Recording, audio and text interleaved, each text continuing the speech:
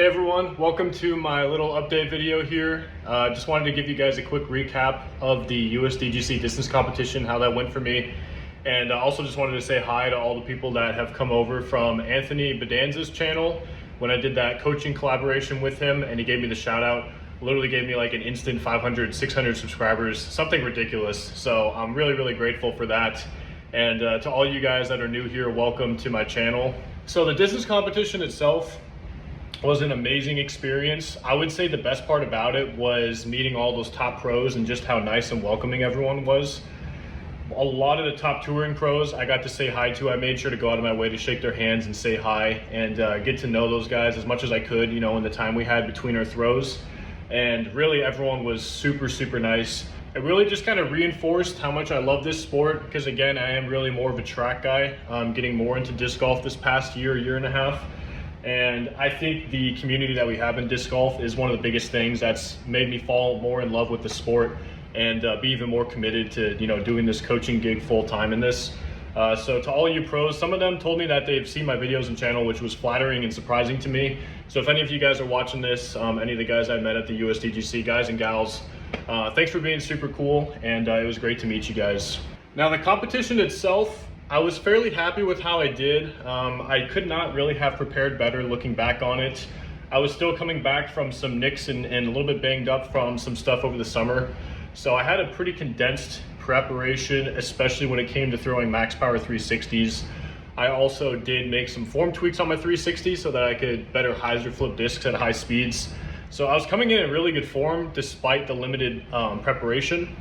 I was sitting at 80 plus miles an hour with my max weight Emperors and Star Bosses before the competition.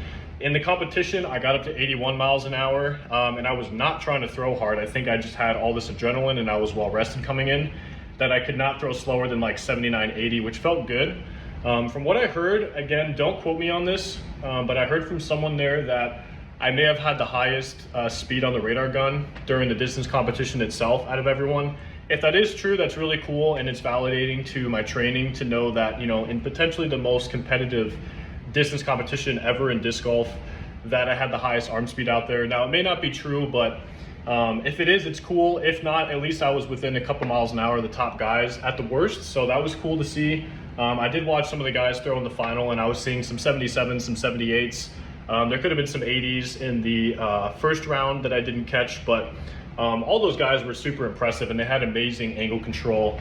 All of them had good spin, nose angle, and then obviously a lot of power. So it was really fun just to see the best distance throwers just throwing back to back to back. Like honestly, I would have paid just to watch that.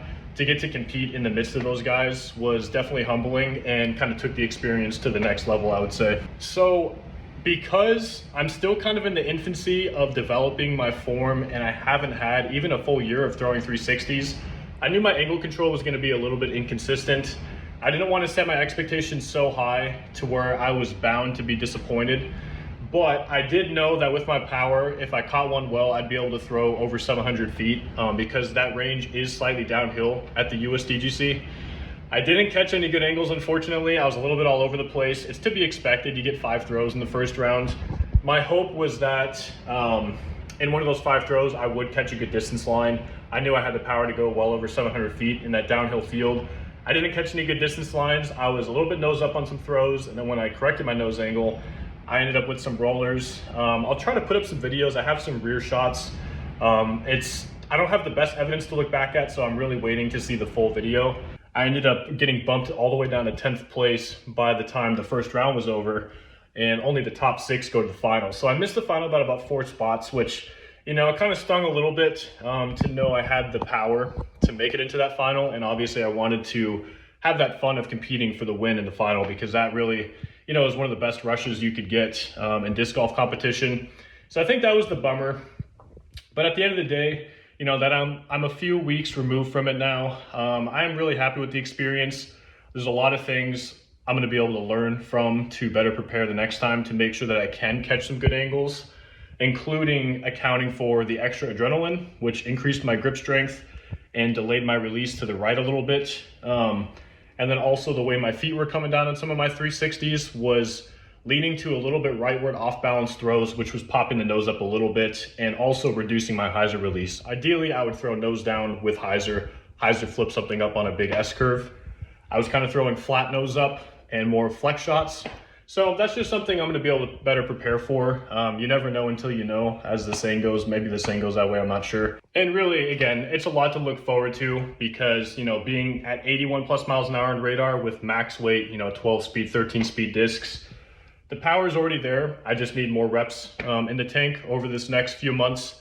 Get the 360 a little more consistent, and I'm also, you know, going to be working on my X-Step as well, so I could have that as a high power backup plan if the 360 is not consistent on, you know, competition day. So just a quick update on where I'm at right now, because I haven't posted a video in a while. And after the USDGC, I took a full week off from all hard sprinting and throwing, which for me was basically like death because I love training so much.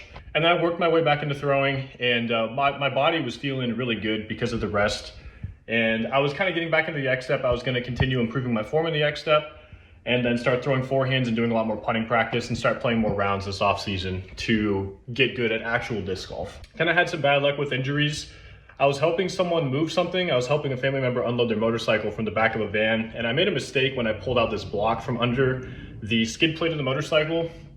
Ended up smashing into the medial surface of my tibia towards the distal end, kind of by the medial malleolus down there, right on that flat surface on the inside of the shin. And it caused a bone bruise. It was just one of those things like you stub your toe, oh dang, that hurts, whatever.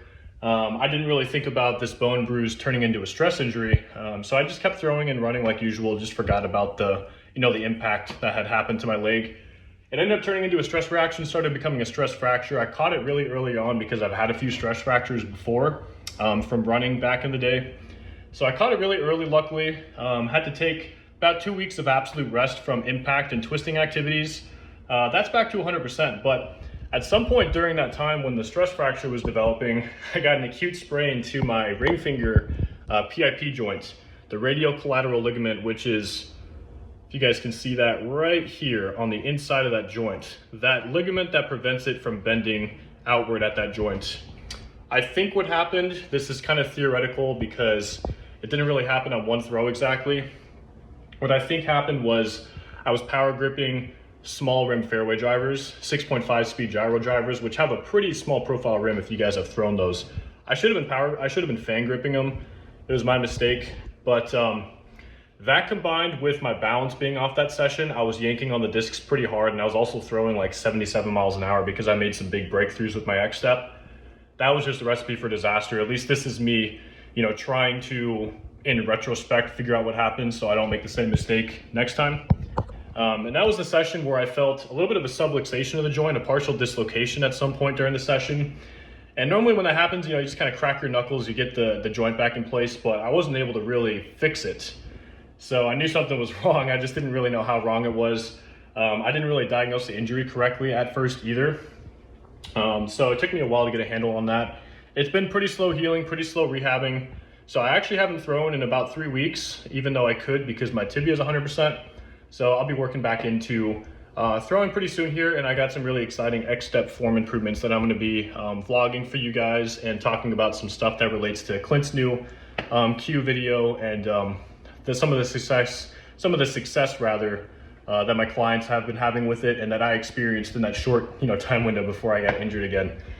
So that's where I'm at. So we'll be back soon. I'm not super depressed or anything about it. It's just kind of a little setback, and always learn lessons whenever these injuries happen. So I'll know better next time, and I'll come back better.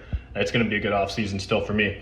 So I just wanted to give you guys a quick update with that. Hopefully this video didn't ramble on too long, but again, I really appreciate your guys' support. I had a lot of amazing messages of support and people that were praying for me ahead of the competition, which was really touching, and that was one of the coolest things I've probably ever experienced. So to all you guys that supported me and wish me good luck, I really appreciate it. And I'll be back here with some more YouTube videos, hopefully soon. Some new coaching stuff, some new drills, and then some new training. So love all you guys, God bless you all, and I'll catch you next time, so take care.